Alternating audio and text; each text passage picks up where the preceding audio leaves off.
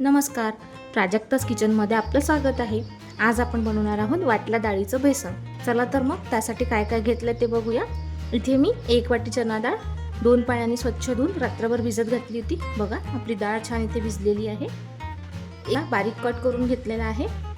4 ते 5 मिरच्या, 7 ते 8 लसूण पाकळ्या आणि जिरं घालून याची पेस्ट केलेली आहे। थोडीशी कोथिंबीर घेतलेली आहे। आता ही डाळ आपल्याला मिक्सरमधून थोडीशी जाडसर अशी वाटून घ्यायची। मिक्सरच्या भांड्यामध्ये ही डाळ टाकून घेऊ।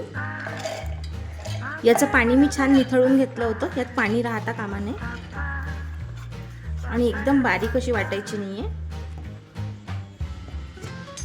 इथे मी अजिबात एकाही थेंब पाण्याचा वापर केलेला नाहीये आणि डाळ अशी वाटून घेतलेली आहे मिक्सरला। हे बघा अशी जाडसर ठेवायची, बारीक करायचं नाही। चला लगेच आपण बेसन बनवायला घेऊया। तेल गरम झालेलं आहे, त्यामध्ये मोहरी आणि जिरं टाकून घेऊ। मोहरी, जिरं, कांदा, मिरचीची जी पेस्ट केली होती ती टाकून घेऊ। हे सगळं आता छान आपण तेलामध्ये फ्राय करून घेऊ। यामध्ये थोडीशी कोथिंबीर टाकून घेऊ म्हणजे याची टेस्ट छान येते। आपलं कांदा, लसूण आणि मिरचीची पेस्ट छान फ्राय झालेली आहे। यामध्ये आता मसाले टाकून घेऊ। धने पावडर, हळद, थोडंसं लाल तिखट, चवीनुसार मीठ।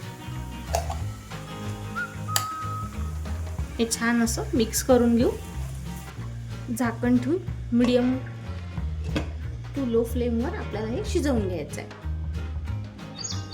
बघा आपलं गरमागरम असं वाटल्या डाळीचं बेसन इथे रेडी आहे। यामध्ये कोथिंबीर घालून घेऊ। कोथिंबीर यामध्ये छान मिक्स करून घेऊ। आपलं गरमागरम असं वाटल्या डाळीचं बेसन रेडी आहे। हे सर्व करून घेऊ। बघा आपलं वाटल्या डाळीचं बेसन गरमागरम इथे रेडी आहे। पोळी किंवा भाकरीसोबत सुद्धा खाऊ शकता। एकदा अशा प्रकारे नक्की बनवून बघा आणि कशी झाली ते मला कमेंटमध्ये नक्की सांगा। व्हिडिओ आवडला असेल तर व्हिडिओला लाईक करा, चॅनलला सबस्क्राईब करा। भेटूया पुन्हा नव्या रेसिपीमध्ये। धन्यवाद।